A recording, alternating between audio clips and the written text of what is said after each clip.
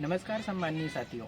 भारतीय ऐतिहासिक धरोहरों की यात्रा के दौरान आज हम विदिशा जिले में उदयगिरी पर्वत स्थान पर स्थित हैं।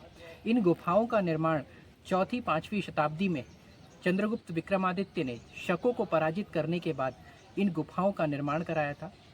इन गुफाओं की संख्या 20 है, जिनमें 18 गुफाएं वैष्णव सनातन धर्म के लिए और 2 गुफाएं जैनों को समर्पित है।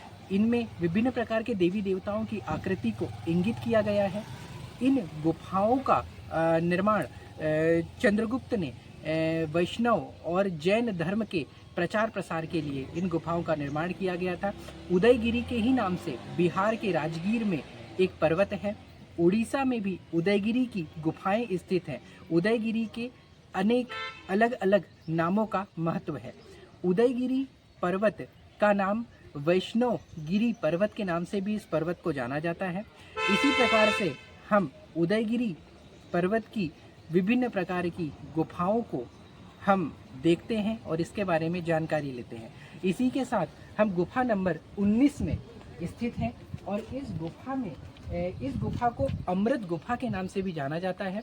इस गुफा के ऊपर में समुद्र मंथन की कहानियाँ और आकृतियाँ दी हुई हैं। समुद्र मंथन में जब वासुकी नाग के द्वारा मेरु पर्वत के ऊपर कछुए के ऊपर जब समुद्र मंथन किया जा रहा था, उस दौरान देवताओं और असुरों के बीच का इसमें चित्र दर्शाया गया है।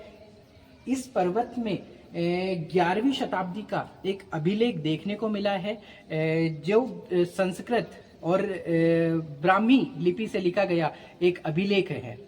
आप जैसा कि इस गुफा के अंदर देख सकते हैं, यहाँ पे शिवजी की एक मूर्ति, एक शिवलिंग को दर्शाया गया है, जो शिवलिंग में चेहरा शिवजी के चेहरे को भी कि यहाँ पे दर्शाया गया है।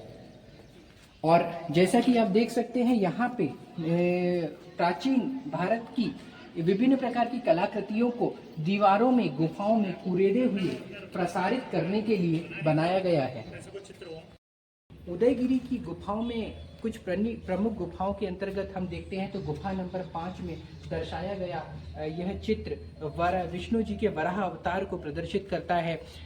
जब हिरणाक्ष नाम का दानव भूदेवी अर्थात पृथ्वी को गहरे समुद्र में, गहरे पानी में लेकर चला गया था, तब विष्णु जी ने वराह अवतार लेकर अपने दांतों से भूमाता को, भूदेवी पृथ्वी माता को ब्रह्मांड में पुनः प्रतिस्थापित किया था। तत्पश्चात उनका कि गुफा नंबर 5 में इसी प्रकार के चित्र को दर्शाया गया है। और इनका एक पैर, जो सीधा पैर है, दायां पैर, वो पाताल में, और दूसरा पैर कि हम देखते हैं इनका ऊपर दिखाई दे रहा है। और इसी के साथ में हम जब देखते हैं तो हम गुफा नंबर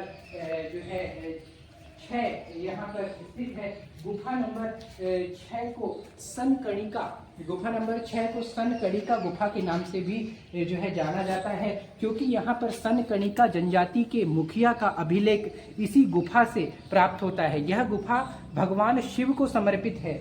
और इस गुफा के जस्ट सामने की ओर जब हम देखते हैं तो यहाँ पे हमको 2 द्वारपाल नजर आते हैं। ये द्वारपाल के जो हेयर का जो स्टाइल है, यह इंडो ग्रीक शैली का स्टाइल समझ आता है। इस दौरान कि इसी में हम देखते हैं यहाँ पर जो गणेश जी की भारत की सबसे पुरानी मूर्ति को कि चित्रित किया गया है। यहाँ पर गुफा के अंदर यहाँ पर भगवान शिव जी को समर्पित शिवलिंग मौजूद है। उसी के साइड में यह भगवान विष्णु जी की मूर्ति को यहाँ पे चित्रित किया गया है।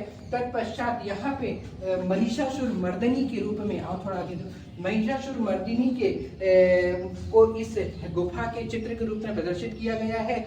यहाँ पे महिषासुर को चीरते हुए महिषासुर मर्दिनी माता को बताया गया है। तो यह गुफा मुख्य रूप से कि वैष्णव धर्म को कि स्वीकृत है, उन्हें प्रदाय की गई है। और भगवान शिव को समर्पित यह गुफा नंबर 6 उदयगिरी की गुफा को एक विशेष रूप देने का काम करती है। उदयपुर की गुफाओं की प्राकृतिक सौंदर्यता अद्भुत है। इन गुफाओं में प्रस्तर मूर्तियों के अस्तित्व के प्रमाण मिलते हैं, लेकिन वर्तमान में इन गुफाओं में से अधिकांश मूर्ति विहीन गुफाएं रह गई हैं। ऐसा यहाँ पाए जाने वाले स्थानीय पत्थर के कारण हुआ है। पत्थर के नरम होने के कारण खुदाई का काम आसान था, लेकिन साथ ही साथ यह मौसमी प्रभावों को झेलने के लिए उपयुक्त नहीं है। उत्खनन से प्राप्त ध्वंसावशेष अपनी अलग कहानी कहते हैं। हम गुफा नंबर 13 के सामने मौजूद हैं और गुफा नंबर 13 में इसे जो है कांच से पैक कर दिया गया है और इस गुफा के अंदर विष्णु जी को शयन के रूप में दर्शाया गया है। शेषनाग की शैया पर सोए हुए शयन करता हुआ बताया गया है और इस गुफा में जो है हम करीब से जब देखते हैं तो नाभि से ब्रह्मा जी की उत्पत्ति के बारे में जो है चित्रित किया गया है और ऊपर की ओर जब अपन देखते हैं तो यहाँ पे गरुड़ को भी जो है भगवान विष्णु के नजदीक बताया गया है। तत्पश्चात जो है कि यहाँ पे जो आपको नीचे जो है चित्र दिखाई दे रहा है, यह जो है चंद्रगुप्त द्वितीय विक्रमादित्य का ये शैल चित्र है। इनके पीछे जो आपको खड़े हुए जो है व्यक्ति दिखाई दे रहे हैं, यह वीर सिंह जो उनके प्रधान थे, उनका जो है कि चित्रण इनकी जो है जस्ट किनारे पर किया गया है और यह विश्व की एक बहुत बड़ी पुरानी मूर्तियों में से, विष्णु जी की पुरानी मूर्तियों में से एक जो है जो उदयपुरी की गुफा नंबर 13 में चित्रित की गई है।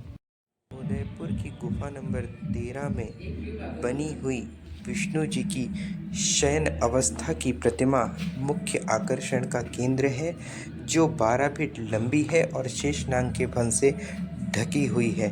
यह प्रतिमा भारतीय पुरातात्विक सर्वेक्षण द्वारा संरक्षित है और इसे गुप्त काल से संबंधित माना गया है।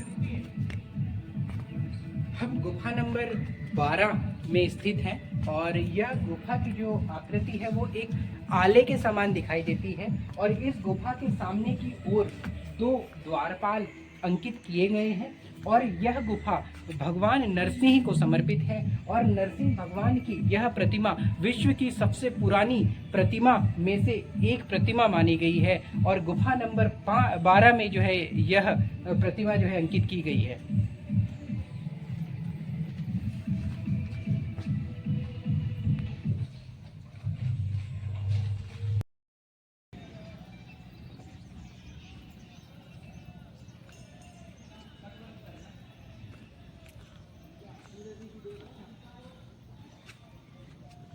अंतोगत गुफाओं की जानकारी जिस प्रकार से हमने प्राप्त की है, गुफा नंबर 19, गुफा नंबर 12, गुफा नंबर 13, गुफा नंबर 5, गुफा नंबर 6, इसके आधार पर हम यह देखते हैं कि चंद्रगुप्त विक्रमादित्य के द्वारा गुफाओं का निर्माण जो है विशेष रूप से वैष्णव और जैन संप्रदायों को जो है कि सर्कुलेट करने के लिए, इसको स्थापित करने के लिए, इसका प्रचार प्रसार करने के लिए इन गुफाओं का निर्माण कराया गया था।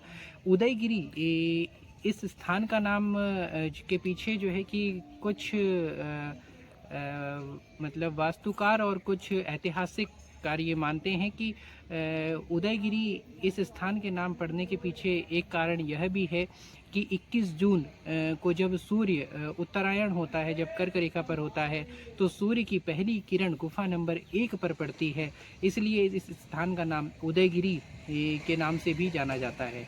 सामान्यतः जो उदयगिरी की जो गुफाएं हैं, यह बेतवा नदी की सहायक नदी बेस नदी से लगी हुई एक 2.5 किलोमीटर लंबी पहाड़ी है, जिसका अध्ययन सर्वप्रथम 1870 में अलेक्जेंडर कलिंगम के द्वारा किया गया था और उदयगिरी के बारे में समग्रता से जानकारी जो है कि अध्ययन और वर्णित की गई थी।